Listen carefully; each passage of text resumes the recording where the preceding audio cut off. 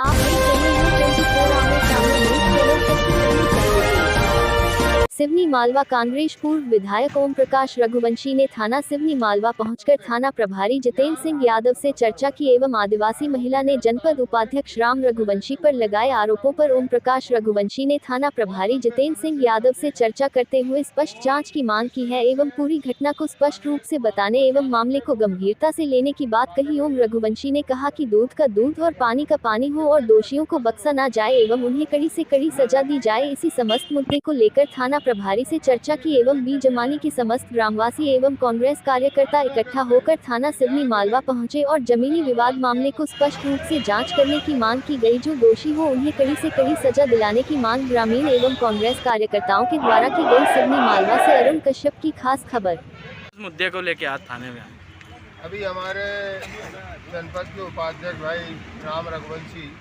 के खिलाफ एक मुकदमा कायम किया कल पुलिस ने, और आदिवासी समाज की महिला है और वो करीबन कितने साल से जमाने में नहीं रह रही, 12 साल से उन्होंने गांव छोड़ दिया है। और 12 साल से गांव छोड़ दिया और उनकी शादी हुई है। उन्होंने किसी दूसरे व्यक्ति से केकरे नाम के महाराष्ट्रियन व्यक्ति से उनका मतलब साथ रहते हैं। शादी हुई या नहीं हुई इसके बारे में ज़्यादा जानकारी नहीं है, लेकिन वो वहाँ से साथ रहते हैं। और वह केकरे परिवार की काफ़ी ज़मीन थी, वो मालगुजार थे वह जब जमानी के, और उनके परिवार की ज़मीनें जो विभाजन में आई उनको कई लोगों ने अपनी अपनी ज़मीन कई किसानों को सिकमी के रूप में जो खोट कहते हैं उसमें दी है। और उस ज़मीन को इन्होंने खोट लिया था और उस ज़मीन को हथियाने के लिए या कुछ भी कार्रवाई करने के लिए सब झूठी रिपोर्ट हुई है, ऐसी जानकारी पूरे ग्रामवासियों ने मुझे दी है।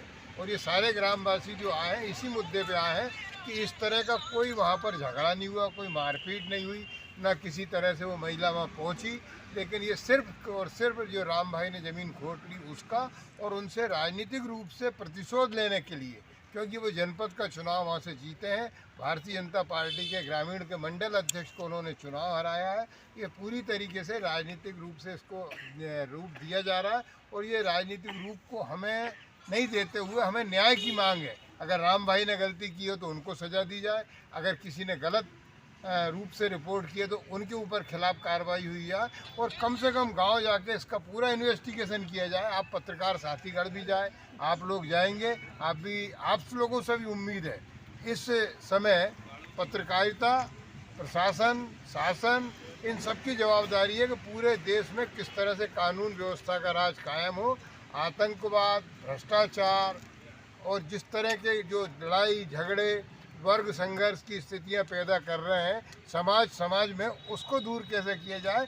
उससे बेसिकली जब ही हो सकता है जब सारे लोग मिल करके, जब कोई प्रेस वाले के ऊपर हमला होता है तो सारे प्रेस वाले इकट्ठे हो जाते हैं, जब किसी डॉक्टर पे हमला होता है सारे डॉक्टर इकट्ठे हो जाते हैं, जब किसी शासकीय कर्मचारी पे हमला होता है सारे शासकीय कर्मचारी इकट्ठे हो जाते हैं।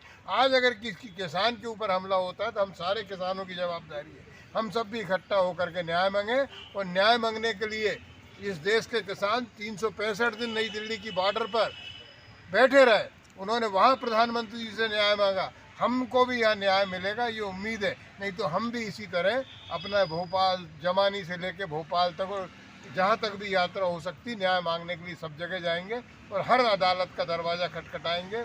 हर पुलिस थाने, एसडीओपी, आईपीएस, हमारे एसपी साहब, डीआईजी, आईजी सबसे मिलेंगे, और हमें वैसे भी उम्मीद है कि हमें यहाँ पर न्याय मिलेगा।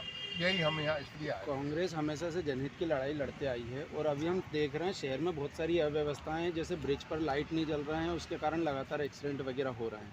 तो विपक्ष की भूमिका को निभाते हुए वहाँ पे 4 साल से लाइट बंद है, तो कांग्रेस उसके लिए क्या कर रही है? ब्रिज के ऊपर से 4 साल से लाइट बंद है, वो एक मुद्दा जो भी हो मैं उसको दिखवा लेता हूँ, पहली चीज़। दूसरी बात, सबसे महत्वपूर्ण बात यह है कि यहाँ गौशाला बनी थी, और यहाँ बीजेपी के नेताओं ने 2 साल पहले बहुत गौशाला के लिए वो किया था, और वो अटल स्टेडियम में गौशाला के लिए जगह बनाई थी और सब रखी थी। आज गौ माता पूरी सड़कों पे घूम रही। आप बीजेपी वालों से पूछो ना, सरकार उनकी, प्रशासन उनका है, वो ये व्यवस्था क्यों नहीं कर पा रहा है? नहर का पानी क्यों नहीं मिल पा रहा है? बिजली प्रॉपर किसानों को 12 घंटे क्यों नहीं मिल पा रही है? कानून व्यवस्था ठीक क्यों नहीं है? सट्टा जुआ शराब क्यों चल रहा है? ये सब चीज़ें जो है, और लाइट क्यों नहीं जल रही है ब्रिज पर, ये आप सवाल हमसे करते हो। ये सवाल आपको उनसे करना चाहिए।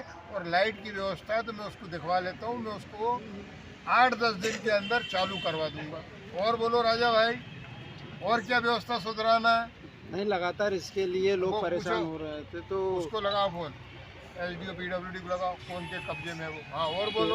उसके लिए लगातार लोग परेशान हो रहे थे। और ये जो मीडिया ने काफी उसका मीडिया ने मतलब काफी उसको बताया है। उसको उठाया। और ओवर ब्रिज के ऊपर लगातार एक्सीडेंट और किसान भाइयों के साथ में लूट, व्यापारियों के साथ, इस मुद्दे को मीडिया ने हर समय बताया है, लेकिन प्रशासन ना जाने क्यों मुंह है। इसके विषय में क्या कहेंगे? भाई साहब, उनके कान वैसे जूं होती सिर में, और लोग कहते हैं कान में जूं नहीं रेंग रही उनकी।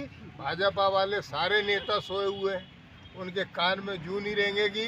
वो कुछ करना ही नहीं चाहते, वो सिर्फ और सिर्फ प्रचार और प्रसार की राजनीति करते हैं, व्हाट्सएप और मीडिया की राजनीति करते हैं, टीवी की राजनीति करते हैं। मैं एक बात ये निश्चित तौर से जानता हूँ, काम करने वाले हम ही लोग हैं और आप लोग हो। जब आपकी नहीं सुनी, आपकी इतनी बड़ी आवाज़ है, आपको इस देश में तीसरा स्तंभ माना जाता है, कार्यपालिका, न्यायपालिका और पत्रकारिता, ये तीसरा स्तंभ। जब आपकी आवाज़ नहीं सुनी तो आप बताइए हम क्या करें? तो हम तो निश्चित रूप से आपकी आवाज़ मिलाएंगे और बिल्कुल इस लड़ाई को लड़ेंगे और लाइट चालू करवाएंगे। और क्या करवाना वो बता दो। ठीक। राजा भाई